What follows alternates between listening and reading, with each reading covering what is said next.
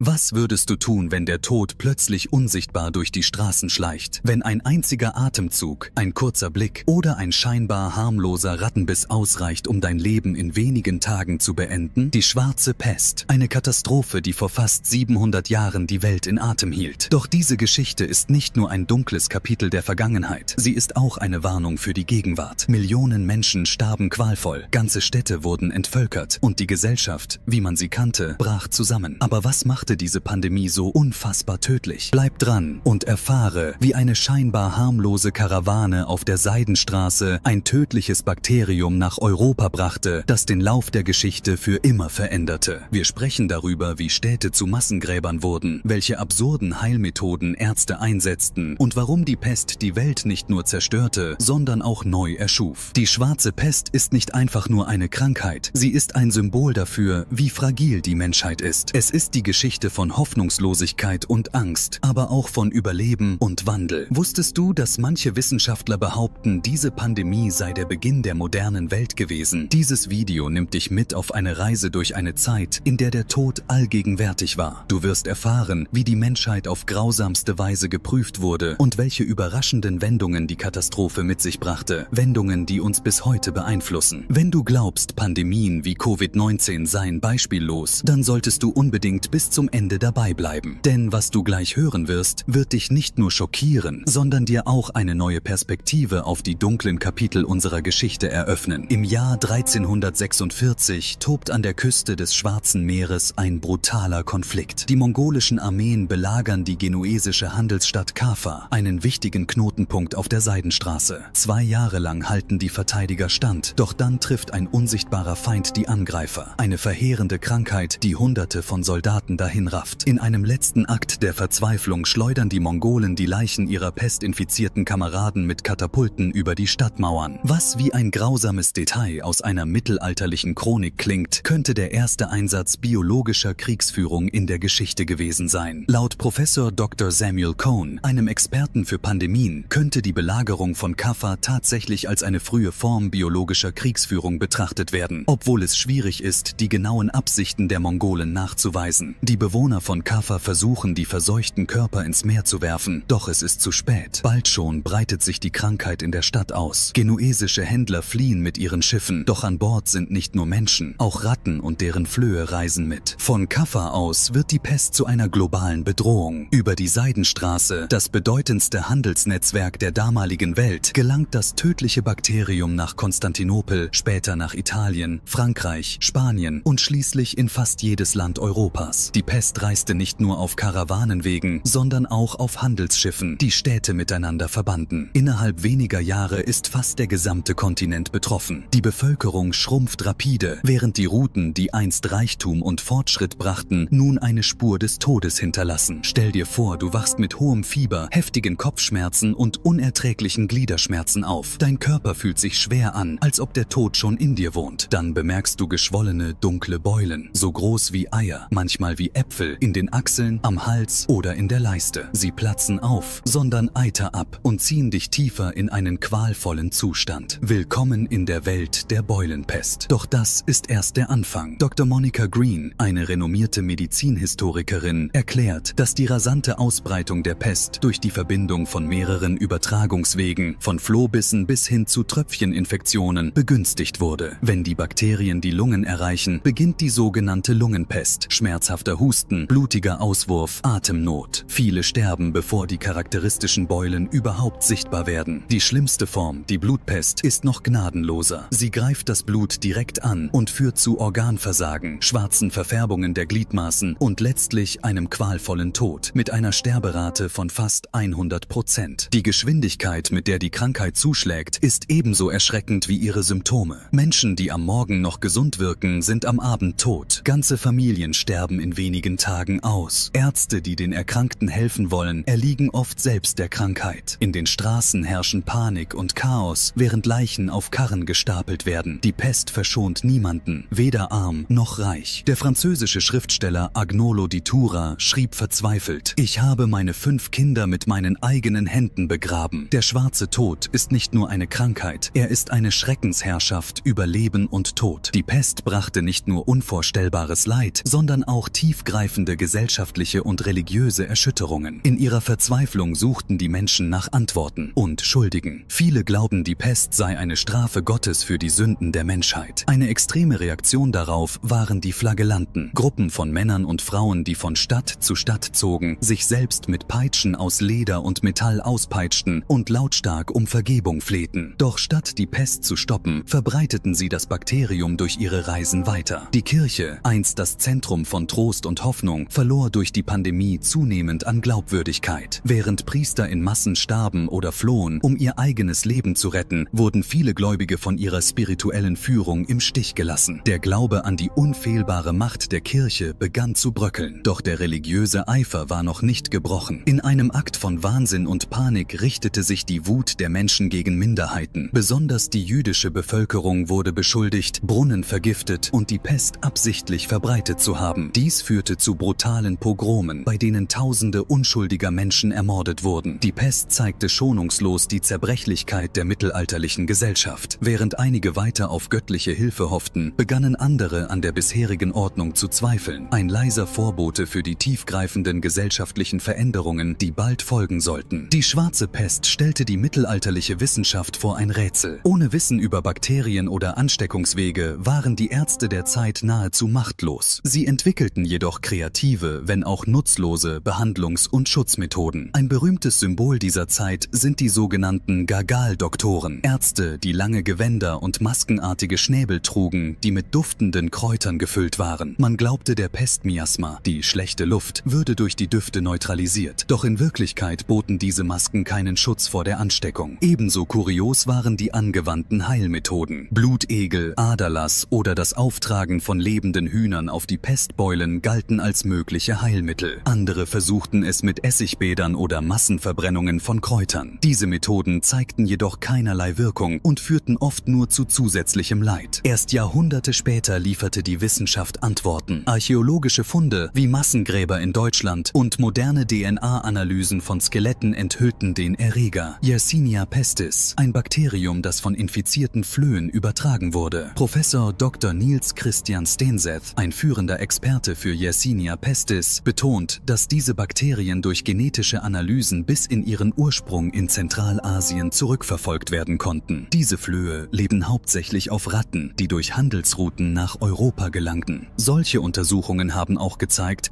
dass die Pest ihren Ursprung in Zentralasien hatte und entlang der Seidenstraße reiste. Diese Erkenntnisse, zusammen mit den Fehlern der damaligen Medizin, bieten uns heute einen entscheidenden Vorteil: ein besseres Verständnis für Pandemien und ihre Bekämpfung. Doch die Geschichte erinnert uns auch daran, wie zerbrechlich menschliches Leben in einer Welt ohne Wissenschaft war. Die schwarze Pest hinterließ eine Welt, die kaum wiederzuerkennen war. In nur wenigen Jahren verlor Europa schätzungsweise die Hälfte seiner Bevölkerung. Eine Katastrophe, die Wirtschaft, Kultur und Gesellschaft für immer veränderte. Doch inmitten des Chaos entstanden auch Chancen für einen Neuanfang. Durch den massiven Bevölkerungsrückgang standen plötzlich riesige Landflächen und Ressourcen zur Verfügung. Bauern konnten verlassene Höfe übernehmen und höhere Löhne aushandeln, da Arbeitskräfte knapp waren. Dieser Machtgewinn der unteren Klassen legte den Grundstein für den späteren Aufstieg einer europäischen Mittelschicht. Gleichzeitig führte der Arbeitskräftemangel zu technologischen Innovationen, wie verbesserten Pflügen und mechanisierten Webstühlen, die die Wirtschaft nachhaltig veränderten. Die Pest beschleunigte auch den Niedergang der Kirche als allmächtige Institution. Der Verlust von Priestern und die offensichtliche Hilflosigkeit gegenüber der Seuche erschütterten den Glauben vieler Menschen. Dies ebnete den Weg für neue philosophische Strömungen, wie den Humanismus, der das Individuum in den Mittelpunkt stellte. Kunst und Wissenschaft begannen sich zu entfalten, was später in der Renaissance gipfelte, einem kulturellen und intellektuellen Aufbruch, der ohne die Krise möglicherweise nicht in dieser Form stattgefunden hätte. Auch der Welthandel wurde verändert, neue Routen mussten erschlossen werden und der Blick richtete sich über Europa hinaus. Die Pest hinterließ tiefe Wunden, aber sie war auch ein Auslöser für radikalen Wandel, der das Fundament für die moderne Welt legte. Die schwarze Pest mag ein Ereignis des Mittelalters sein, doch ihre Geschichte hat beunruhigende Parallelen zu modernen Pandemien. Die Covid-19-Krise hat uns gezeigt, wie schnell sich Krankheiten in einer global vernetzten Welt ausbreiten können. Ein Prinzip, das auch vor fast 700 Jahren galt. Damals reiste die Pest entlang der Handelswege, von der Seidenstraße bis zu den Häfen Europas. Heute sind es Flugzeuge und internationale Reisen, die Erreger in kürzester Zeit über Kontinente tragen. Ebenso vergleichbar sind die gesellschaftlichen Reaktionen, Panik, Fehlinformationen und die Suche nach Sündenböcken. Im Mittelalter waren es Minderheiten wie Juden oder Leprakranke, die für die Pest verantwortlich gemacht wurden. Ähnlich erleben wir heute die Stigmatisierung von Gemeinschaften oder Ländern im Zusammenhang mit neuen Krankheiten. Die schwarze Pest zeigt uns aber auch die Bedeutung von Wissenschaft. Der Übergang vom Aberglauben hin zu wissenschaftlichen Methoden hat damals nicht nur das Verständnis von Krankheiten revolutioniert, sondern langfristig die Grundlage für moderne Medizin gelegt. Covid-19 hat uns erneut daran erinnert, wie wichtig wissenschaftliche Forschung ist, um Pandemien zu verstehen